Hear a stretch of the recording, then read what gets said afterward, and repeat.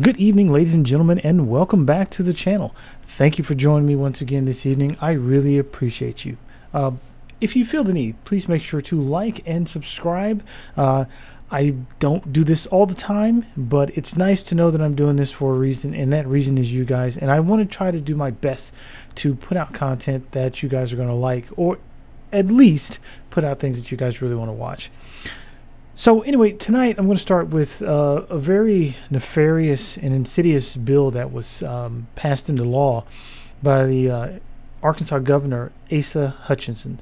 Now, he passed a law, and it's called a, let me get this right, it's to create the Medical Ethics and Diversity Act is what it's called.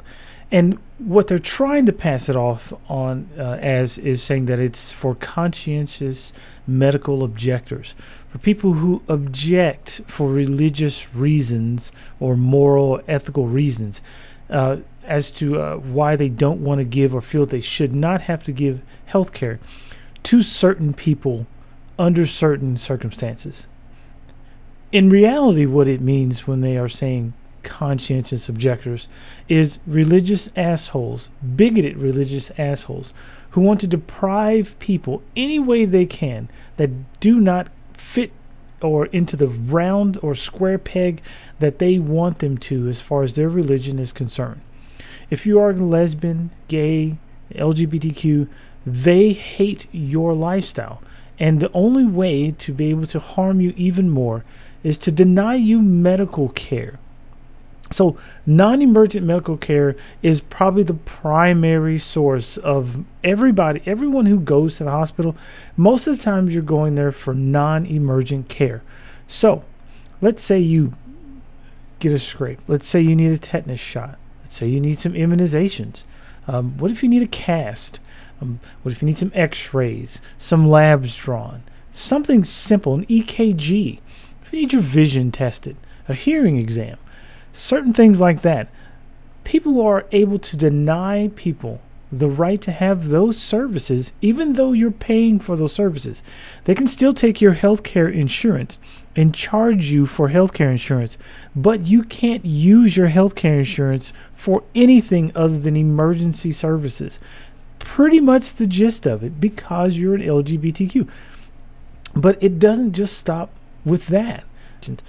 Any type of same-day surgeries or specialty services, or anything that would cause you to want, or that you would want to change whatever your orientation is or gender, they want to do whatever they can to stop that. That is one of the other purposes of this bill.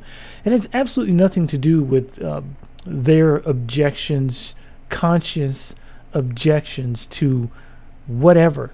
It has everything to do with them being bigoted against people that they don't agree with their lifestyles. It could go further. Now, if you're saying for religious objections, hey, we could talk about Ham, how they could say that, hey, Ham, the Canaanites, they're the black people that we don't like, and they should be put into slavery forever. I mean, so people who are hardcore religious nuts can say that, oh, well, because of what they say in the Bible about Ham, well, we feel that pertains to black people. And because black people are lesser beings than us, well, we don't have to give them services either.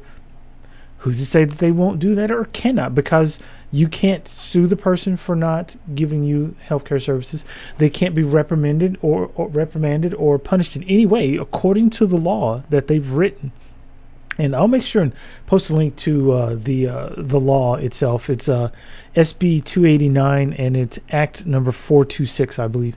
But I'll post a link in the description to that itself, to where it says specifically what you cannot do to them for denying you health care services that you're paying for. Health care should be a right, the right to have health care, just because you don't like someone because of whatever.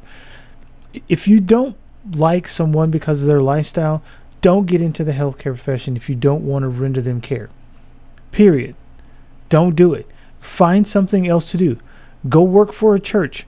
Go to Westboro Baptist Church and apply for a job there. I hear they're really good at being religious bigots. They'll accept you with open arms.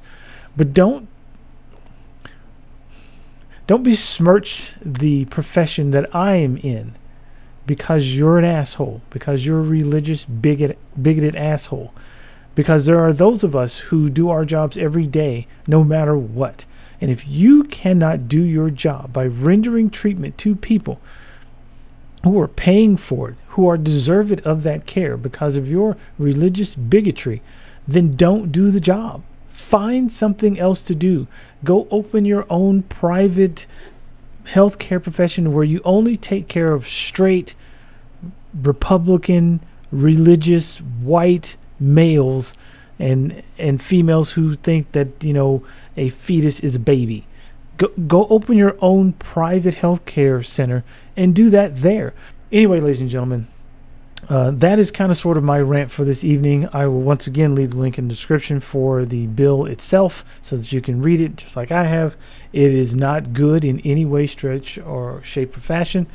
And I will see you guys again later. I really appreciate you coming and hanging out with me tonight. I will make sure and post more content as soon as I possibly can.